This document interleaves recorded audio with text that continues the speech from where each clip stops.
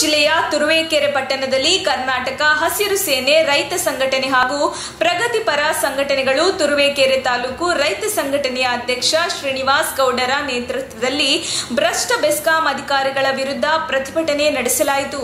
ಪಟ್ಟಣದ ಪ್ರಮುಖ ರಸ್ತೆಯಲ್ಲಿ ನೂರಾರು ಪ್ರತಿಭಟನಾಕಾರರು ಕಾಲ್ನಡಿಗೆ ಮೂಲಕ ಸಂಚರಿಸಿ ಬೆಸ್ಕಾಂ ಇಲಾಖೆಯ ಅಧಿಕಾರಿಗಳ ವಿರುದ್ಧ ಘೋಷಣೆ ಕೂಗಿ ಆಕ್ರೋಶ ಹೊರಹಾಕಿದರು. ಬಳಿಕ ಬೆಸ್ಕಾಂ ಕಚೇರಿಯ ಬಳಿ ತೆರಳಿ ಕಚೇರಿಯ ಮುಂಭಾಗದಲ್ಲಿ ನೂರಾರು ಹೋರಾಟದ ರೈತರು, ದಲಿತ ಸಂಘರ್ಷ ಸಮಿತಿಯ ಪದಾಧಿಕಾರಿಗಳು, ಕಾರ್ಮಿಕ ಸಂಘಟನೆಗಳು ಜಮಾಯಿಸಿ ಧರಣಿ ನಡೆಸಿದರು. ಪ್ರತಿಭಟನೆಯನ್ನು ಉದ್ದೇಶಿಸಿ ಮಾತನಾಡಿದ ಸಿಐಟಿಯು ಕಾರ್ಮಿಕ ಸಂಘಟನೆಯ ತಾಲೂಕು ಕಾರ್ಯದರ್ಶಿ ಸತೀಶ್, ತುರುವೇಕೆರೆ ತಾಲೂಕಿನ ರೈತರು ಶಾಂತಿ ಪ್ರಿಯರು ಎಂಬುದು ಇಡೀ ನಾಡಿಗೆ ಗೊತ್ತಿದೆ.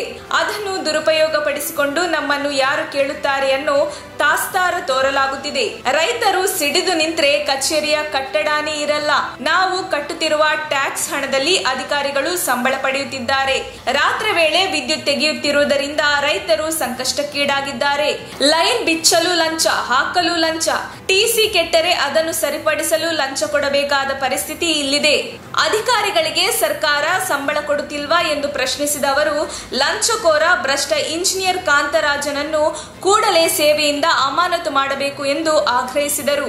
ಈ ಪ್ರತಿಭಟನೆಯಲ್ಲಿ ರೈತ ಸಂಘಟನೆಯ ತಾಲೂಕು ಅಧ್ಯಕ್ಷ ಶ್ರೀನಿವಾಸ್ ಗೌಡ, ರೈತ ಸಂಘದ ಅಸ್ಲಾಂ ಪಾಷಾ, ತುರುವೇಕೆರೆ ತಾಲೂಕು ಅಭಿವೃದ್ಧಿ ವೇದಿಕೆಯ ರಾಮೇಗೌಡ, ದಲಿತ ಸಂಘರ್ಷ ಸಮಿತಿಯ ಸಂಚಾಲಕ ಜಗದೀಶ್, ಬೀದಿ ಬದಿ ವ್ಯಾಪಾರಿಗಳ ಸಂಘದ ಮಾರುತಿ, ಕಟ್ಟಡ ಕಾರ್ಮಿಕರ ಸಂಘದ ಮಂಜುನಾಥ್ ಮೊದಲಾದವರು ಇದ್ದರು. ರೈತರು ತುಂಬಾ ಶಾಂತಿ ಪ್ರಿಯರು, ಅದು ಇಡೀ ನಾಡಿಗೆ ಗೊತ್ತಿರ್ತಕ್ಕಂಥದ್ದು. ತುಮಕೂರು ಜಿಲ್ಲೆಯ ತುರುವೇಕೆರೆ ರೈತರು ತುಂಬಾ ಶಾಂತಿ ಪ್ರಿಯರು, ಇಡೀ ಕರ್ನಾಟಕಕ್ಕೆ ಗೊತ್ತು. ಅದನ್ನ ದುರುಪಯೋಗ ಪಡಿಸ್ಕೊಳ್ತಾ ಇರ್ತಕ್ಕಂಥವ್ರು ಅಧಿಕಾರಿಗಳು. ಯಾರು ಕೇಳ್ತಾರೆ ನಮ್ಮನ್ನ?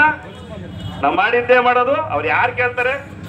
ಆದ್ರೆ ರೈತ ಸಂಘ ಒಂದ್ಸಲ ಸಿಡಿದು ನಿಂತ್ರೆ ಆಫೀಸೇ ಇರಲ್ಲ, ಡೋರ್ ಕಿಟಕಿ ಏನೂ ಇರಲ್ಲ. ಯಾಕೆ ಅಂತಂದ್ರೆ ನಮ್ಮ ಋಣದಲ್ಲಿ ಇವರೆಲ್ಲ ಬದುಕ್ತಾ ಇರೋರು, ನಮ್ಮ ಟ್ಯಾಕ್ಸ್ ಹಣದಲ್ಲಿ ಇವ್ರು ಸಂಬಳ ತಾಂತಾ ಇರ್ತಕ್ಕಂಥವ್ರು.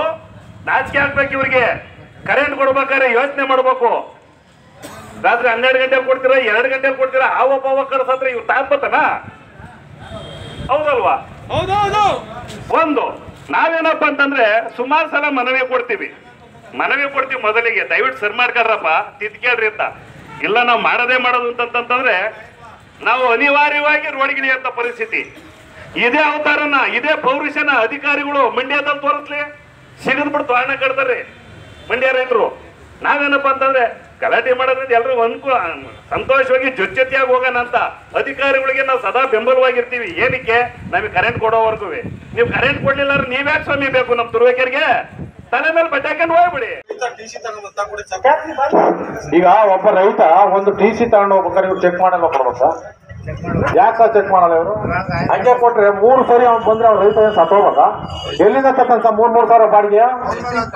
ನೀವು ತರಿಸ್ಬೇಕು, ಗಾಡಿ ಹಾಕ್ತೀರಿ, ನೀವು ನಮಗೆ ಟಿಸಿ ಕುಂಡಿಸ್ಬೇಕು. ನೀವು ಕುಂಡಿರ್ತಲ್ಲ, ನಾವು ಬಂದು ತಗೊಂಡು ಚೈನ್ ಪುಲಿನೂ ಸಹ ನಾವೇ ಬಾಡಿಗೆ ತಗೊಂಡೋಗ್ಬೇಕಲ್ಲ. ಯಾಕೆ ನಿಮ್ಮಲ್ಲಿ ಇಲ್ವಾ ಅಧಿಕಾರದಲ್ಲಿ?